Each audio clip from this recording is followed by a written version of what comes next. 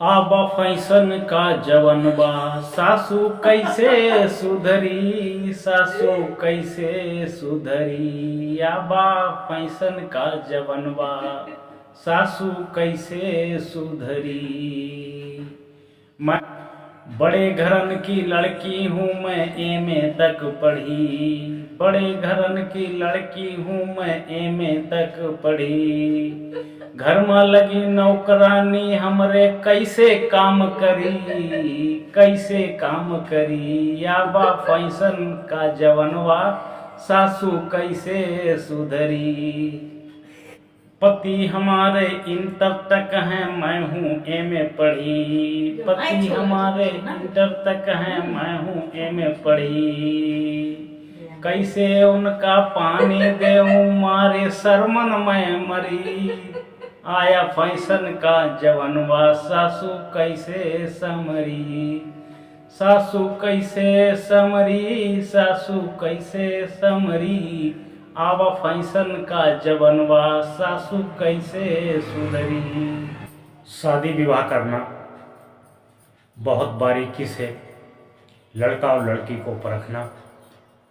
रंग गोरा हो, रंग सांवला हो, धन कम हो, शिक्षा कम हो तब भी चलेगा, लेकिन दोनों के अंदर गुण अच्छे होने चाहिए, आदतें अच्छी होनी चाहिए, संगत अच्छी होनी चाहिए, व्यवहार अच्छा होना चाहिए, सुसंगित, शिक्षित और साफ स्वच्छ होना चाहिए। एक लड़के का दायित्व बनता है कि उसके अंदर कार्य करने में रुचि हो, किसी विशेष कला को जानता हो जिससे उसका जीवन यापन हो सके, पूरे परिवार का जीवन चल सके। लड़की के अंदर कला हो कि पूरे परिवार को सकुशल बढ़िया बढ़िया व्यंजन, बढ़िया बढ़िया पकवान बना के खिलाए और सबको प्रेम से परोसे। यदि इस तरह का वर वधू मिलता है तो घर स्वर्ग बन जाएगा, उसी घर में स्वर्ग की अनुभूति होगी। आजकल का फैशन का दौर चल रहा है, लड़के भी फैशन कर रहे हैं, लड़कियां भी फैशन कर रही हैं। बहुत से घरों में लोगों ने दान दहेज के लालच में बड़े घर की लड़की कर ली है।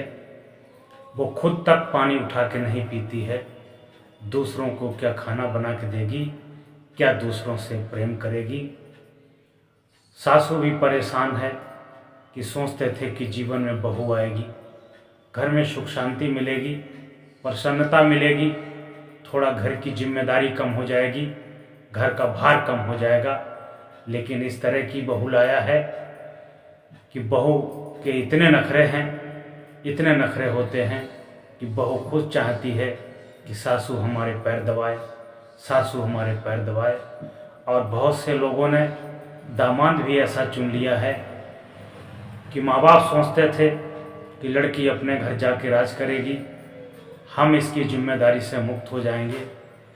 जल्दबाजी में या लोगों के बहकावे में ऐसी जगह रिश्ता हो गया कि दामाद निकम्मा और निठल्ला निकल गया। उसके लिए भी तीज त्योहार में कपड़े बनाने पड़ते हैं, व्यवस्थाएं करनी पड़ती हैं। जिंदगी आनंदमय होने की बजाय और नर्क में बन गई है। इसलिए रिश्ता करना सोच समझ के करना, जांच परख के करना। और ये भी कहूँगा कि कहीं अगर पुरानी रिश्तेदारी में कोई रिश्ता मिल जाए, वो पूर्व से जांचा परखा होता है, वह रिश्ता बहुत आगे तक जाएगा। वह लड़की और लड़का भी दबाव में रहेगा, वहाँ पर गलत होने के, कुसंगत होने के चांस कम होंगे, क्योंकि वह सभी का दबाव मानेंगे। और जहाँ कोई किसी का दबाव नहीं होता है, अनुशासन नहीं होता है, नियम संयम नहीं होता है, वहाँ पर दुख के सिवा कुछ नहीं होता है, कुछ नहीं होता है। एक लोगों ने बहुत बड़े घर में शादी की, खूब दान दहेज लिया।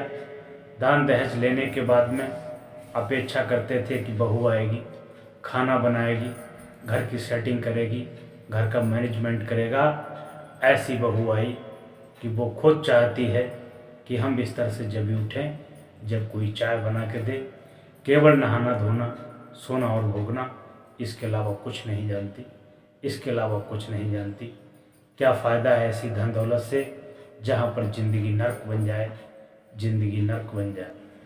आजकल शादी विवाह का सीज़न चल रहा है, जगह जगह पर शहनाइयाँ बजती हैं, लोग बहुत प्रसन्न हैं, बहुत खुश हैं, लेकिन इसके साथ साथ बहुत स्थानों पर लोग दुखी भी हैं, लोग परेशान भी हैं, लोग टेंशन में भी हैं।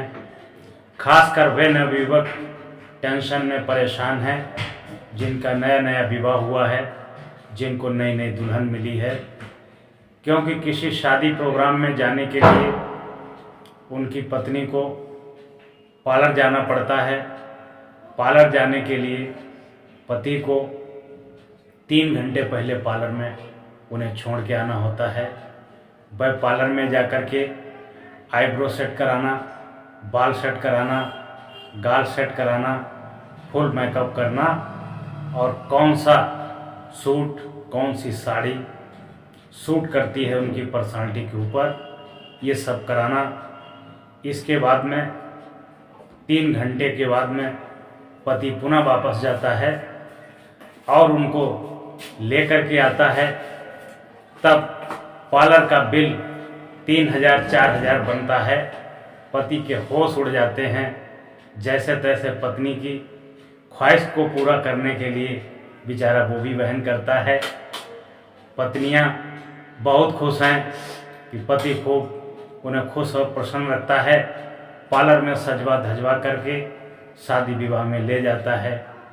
शादी विवाह में जाते हैं, नए नए फैशन के ब्लाउज पहनती हैं। ब्लाउज में पीठी खुल्लम खुल्ला, मात्र 2 इंच का कपड़ा पीछे होता है जो आगे के ब्लाउज को रोकने का कार्य करता है। बाकी पूरी पीठी खुल्लम खुल्ला, पूरे बाल खुल्लम खुल्ला, न कोई पर्दा न कोई लिहाज, फैशन का नंगा नाच चल रहा है। तब भी पति बर्दाश्त करता है, सहन करता है। पति जब चिंता परेशान में हो जाता है, जब विवाह में स्त्री चलती है, वो दोनों हाथों से अपना लहंगा पकड़ करके चलती है और पति बेचारा अपने बच्चे को पकड़ के चलता है, बच्चे को खिलाता है। पति कहता है कि पैसा खर्च करना भी ठीक लगता है, जाना भी ठीक लगता है, सजना संवरना भी ठीक लगता है, लेकिन पत्नी को, पत्नी के बच्चे को, अपने बच्चे को पत्नी जैसा गोद में खिलाना, उसको लेकर के चलना, उसको ढो करके चलना, ये बहुत बड़ा बोरिंग का काम लगता है। लेकिन महिलाओं में ही फैशन नहीं होता है, साथ साथ पुरुषों के भी ब्यूटी पार्लर खुल गए हैं। उन्हें सैलून के नाम से जाना जाता है। पुरुष भी अपनी दाढ़ी सेट करवाता है। ऐसे दाढ़ी बिल्कुल सेट कराएगा जैसे पैमाना रख करके दाढ़ी काटी गई हो, दाढ़ी सेट की गई हो। बाल सेट करवाएगा, मूछें सेट करवाएगा, कहीं साइडें कटवा देगा, कहीं पीछे कटवा देगा, कहीं ऊपर बड़ा कर लेगा, कहीं पीछे बड़ा कर लेगा। पुरुष लोग भी फैशन करते हैं और साथ ही साथ अपने चेहरे पर मसाज भी करवाते हैं, ब्लीचिंग भी करवाते हैं। और ये भी देखा गया है, जैसे महिलाएं शादी में नवंबर दिसंबर के महीने में विवाह होता है तो बहुत कड़ाके की ठंड पड़ती है, फिर भी इन महिलाओं को मैं धन्य कहता हूँ कि इतनी ठंड में साइफॉन की साड़ी और नेट की साड़ी पहन करके घूमती हैं।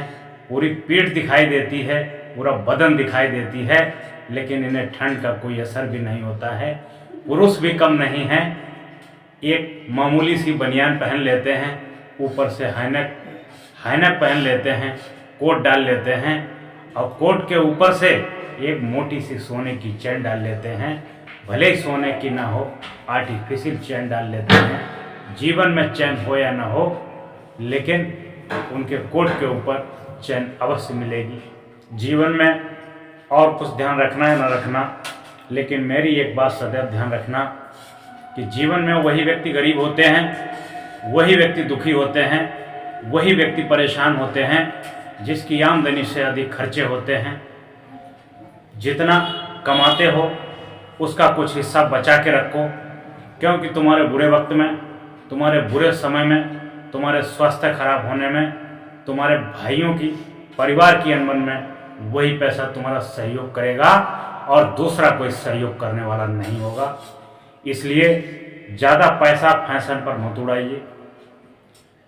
सुबह शाम अपने शरीर को साफ सुथरा रखिए, शीशा कंघा करिए, प्रातः स्नान करिए, बाल भी थोड़ा सेटिंग से रखिए।